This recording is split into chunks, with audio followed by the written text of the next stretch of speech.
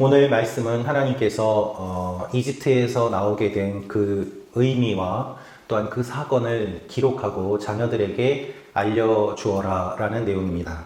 오늘 이 말씀을 통하여서 우리에게 주시는 하나님의 마음을 함께 묵상해 보기를 원합니다. 오늘 먼저 첫 번째로 묵상할 수 있는 내용은 하나님께 드려야 할 것이 있음을 알고 하나님의 말씀을 지키게 하옵소서입니다. 하나님께 드려야 할 것이 있음을 알고 하나님의 말씀을 지키게 하옵소서. 2절 말씀을 다시 한번 읽도록 하겠습니다. 시작. 처음 난 것은 다 거룩하게 구별해 내게 두어라. 사람이든 짐승이든 이스라엘 자손 가운데 어미의 태를 열고 처음 나온 것은 다 내 것이다. 아멘. 오늘 13장은 무교절 규례와 처음 난 것에 대한 규례, 그리고 출 이집트한 이스라엘 백성들이 광야로 향하는 여정이 기록되어 있습니다. 그런데 2절 말씀을 보면 처음 난 것에 대한 규례를 말씀하십니다. 하나님이 말씀하시는 내용은 무엇입니까? 그것은 매우 단순합니다. 처음 난 것은 모두 다 내 것이다 라는 말씀입니다. 처음 난 것은 하나님의 것입니다. 그래서 성경을 보면 장자는 많은 유산을 받았습니다. 그것은 장자가 그만큼 권리를 갖고 있음과 동시에 또한 책임을 가졌음을 의미합니다. 장자는 하나님의 것이기 때문에 그만큼 많은 책임과 권리가 주어졌음을 성경은 이야기합니다. 하나님께서 왜 처음 태어난 것을 다 내게 두어라 라고 말씀하십니까? 그것은 생명이 하나님의 것이라는 의미가 있습니다. 처음 태어난 것, 그것은 그 생명을 주신 하나님을 기억하라는 의미입니다. 아무리 자녀를 원해도, 또한 가축을 키울 때에 그 새끼를 낳기를 원해도 그 생명을 만들어낼 수 없음을 고백하라는 것입니다. 인간이 만들어내는 것이 아니라 하나님께서 주시는 것임을, 그래서 생명이 하나님의 것임을 첫 번째 태어난 그 존재를 보면서 기억하라는 의미가 담겨 있습니다. 또한 계속해서 생명을 주실 하나님을 기대하라는 의미도 담겨 있습니다. 다사는 하나님께서 주시는 큰 복이었습니다.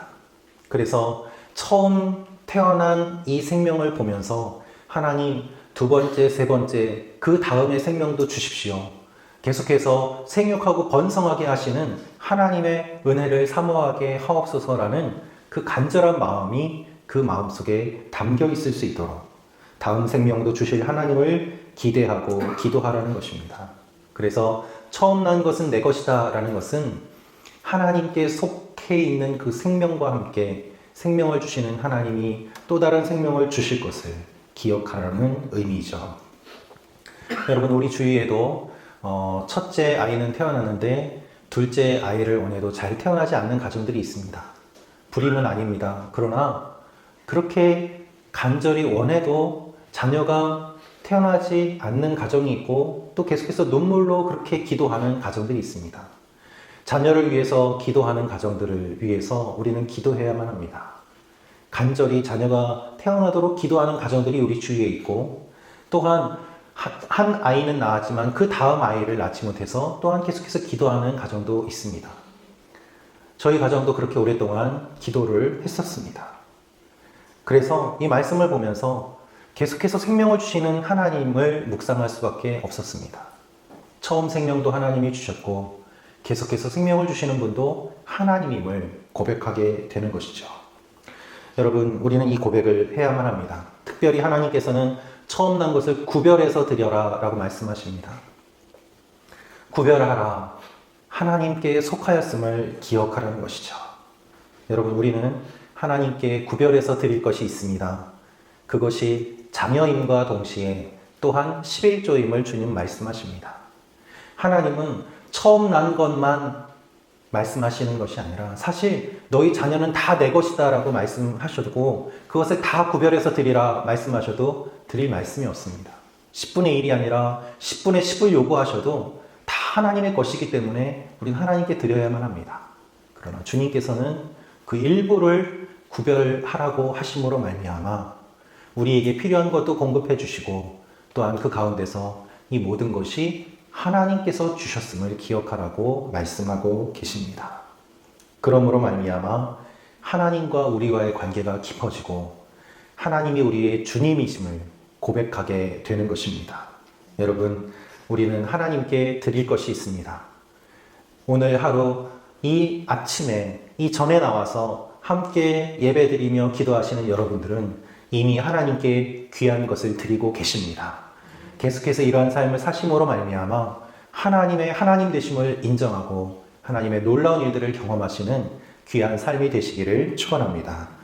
두 번째로 묵상할 수 있는 내용은 하나님께서 정하신 방법대로 지켜야 함을 알고 내 마음대로 하지 않게 하옵소서입니다. 하나님께서 정하신 방법대로 지켜야 함을 알고 내 마음대로 하지 않게 하옵소서. 출애굽한 이스라엘에게 하나님께서는 절기에 대한 말씀을 하십니다. 유월절을 지킬 때, 무교절을 지킬 때 이렇게 지켜라. 누룩이 든 빵은 먹어서는 안 된다. 여러 가지 다양한 말씀을 구체적으로 하십니다. 아직 시내산에서 율법을 주신 것이 아니었습니다. 그럼에도 불구하고 이집트에서 나오자마자 하나님께서는 이들에게 이 말씀을 하시면서 이것을 기억해야 된다라고 선포하십니다. 더 구체적으로 이렇게 해야 된다라고 하나씩 알려주세요. 그 내용 중에 가장 강조하시는 것이 누룩 있는 빵을 먹어서는 안 된다. 여러분, 누룩이 없는 빵은 그냥 밀가루 덩어리를 구운 것입니다. 딱딱하고 맛이 없습니다. 먹기에 불편합니다. 그런데 그것을 7일 동안 먹어야만 합니다. 하나님께서는 그것을 통해서 이 사건을 기억하라고 말씀하십니다. 먹기 싫어도 먹어야 된다.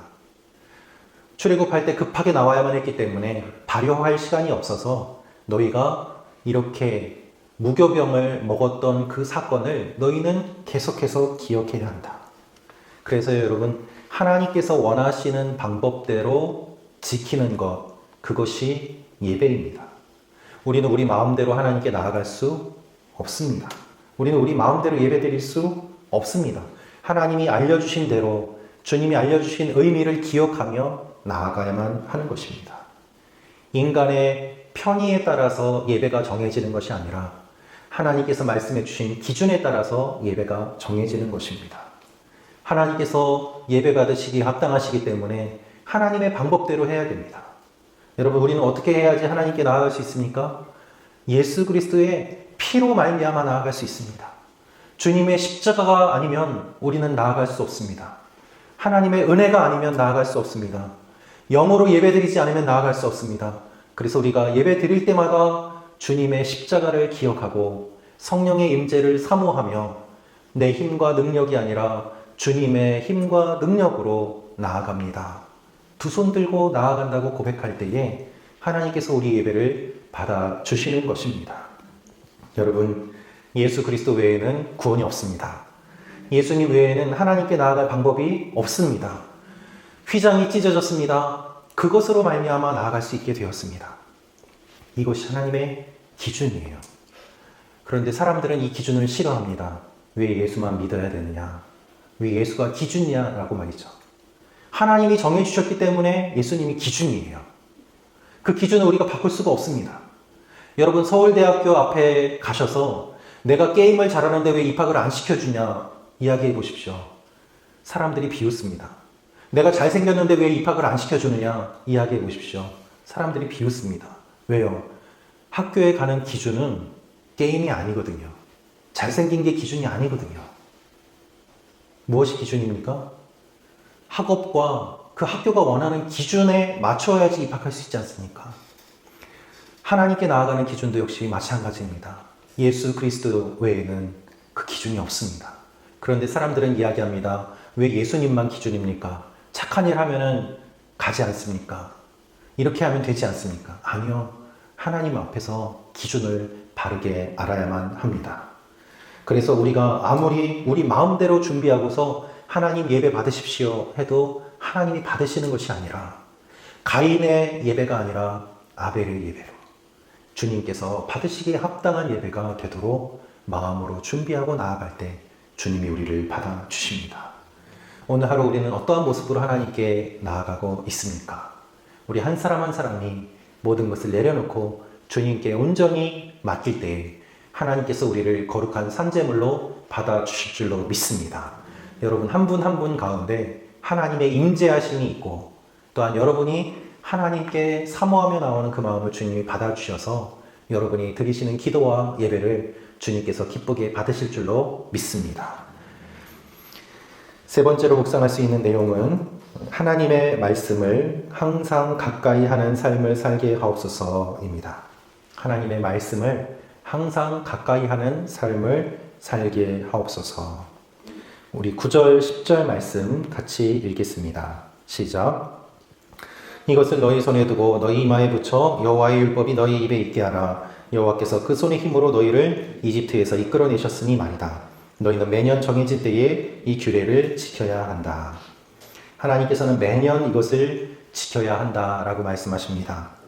그런데 어떻게 지키라고 말씀하십니까? 너희 손에 두고 이마에 붙여서 하나님의 율법이 너희 입에 있게 하라. 외우고 가까이 하고 그리고 말씀을 끊임없이 반복함으로 말미암아 하나님이 하신 일을 기억하라고 하십니다. 그런데 8절에 보면 그날에 너희는 아들에게 내가 이렇게 하는 것은 내가 이집트에서 나올 때 여호와께서 나를 위해 하신 일 때문이다 라고 말하라 라고 되어 있습니다.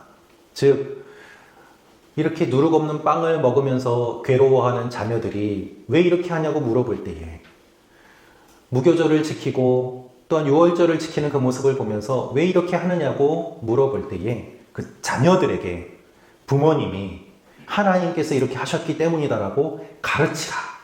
그래서 부모님이 먼저 말씀을 가까이 하고 외우고 이것을 전하라고 주님은 말씀하고 계십니다. 여러분 오늘 어린이날을 맞이하여서 또 자녀들과 함께 나오신 귀한 부모님들 계십니다. 여러분들의 믿음이 자녀들에게 계속해서 전해질 줄로 믿습니다. 자녀들이 엄마 왜 새벽기도 가야 돼요? 왜 예배 드려야 돼요? 왜 이렇게 해야 돼요? 왜 새벽에 우리를 여기까지 데리고 오셨나요? 물어볼 때 하나님이 이 일을 놀랍게 하셨기 때문이다. 전하라. 말씀을 가까이 하고 알려주고 전할 때에 그 신앙 공동체의 일원으로 자녀들이 성장하게 되고 그 자녀들이 또 성장하면서 자녀의 자녀들에게 계속해서 믿음의 전승을 해주는, 그래서 천대까지 복을 받는 하나님의 원리가 여기에 담겨 있습니다. 여러분들이 자녀들과 함께 기도하고 예배드리고 신앙의 교육을 하실 때 여러분들의 가정이 천대까지 복을 받으실 줄로 믿습니다. 여러분, 우리는 다 양과 같습니다. 양의 특징은 자주 잊어버린다는 데 있습니다. 금방 잊어버린다는 데 있습니다. 예배드리고 은혜 받을 때 아멘으로 화답했지만 돌아서면 무슨 말씀을 들었는지 금방 잊어버리는 것이 우리의 모습이기도 합니다. 그래서 계속해서 가까이 그리고 반복할 때 하나님께서 우리 가운데 어떤 일들을 이루셨는지를 알게 될 것이다 말씀하십니다. 특별히 하나님은 매년 정해진 때에 지켜야 된다고 말씀하십니다. 출애굽 사건은 한 번 일어난 사건이지만 그것은 계속해서 매년마다 반복해서 기억해야 되는 사건이었습니다. 여러분, 예수 그리스도의 십자가 사건은 2000년 전에 일어난 그날에 있었던 그 사건이지만 우리는 날마다 기억하고 반복하며 주님께서 이루신 구원을 마음에 새겨야만 하는 사건입니다. 그 한 번의 사건이 2000년이 지난 우리에게까지 영향을 주고 있습니다.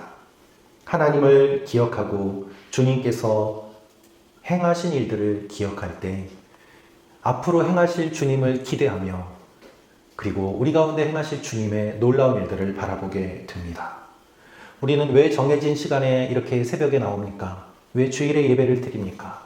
그 반복을 통하여서 우리의 신앙이 성장하기 때문입니다. 믿음은 훈련이고 반복입니다.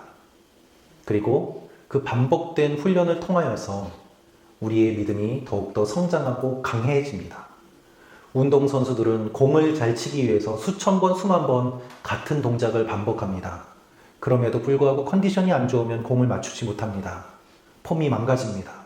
우리의 믿음도 마찬가지입니다. 하나님 앞에 나아가기 위하여 계속해서 반복되어 말씀을 접하고 큐티하고 기도하지만 컨디션이 안 좋으면 금방 망가지는 것처럼 그 반복된 훈련이 우리 몸에 배어 있고 그것이 우리를 견고하게 해줌을 믿고 또한 하나님 앞에 계속해서 나아갈 때 하나님은 우리를 굳건히 세워주시는 것입니다. 오늘 하루도 여러분의 삶 가운데 이 신앙의 훈련이 반복됨으로 말미암아 계속해서 든든히 서가시는 귀한 일들이 일어나시기를 축원합니다. 여러분과 여러분의 가정과 여러분의 자녀들이 든든히 서갈 것입니다. 계속해서 하나님께서 붙잡아 주실 것입니다. 오늘 이 일을 기대하며 하나님 앞에 나아가시는 여러분과 제가 되기를 원합니다. 함께 같이 기도하겠습니다.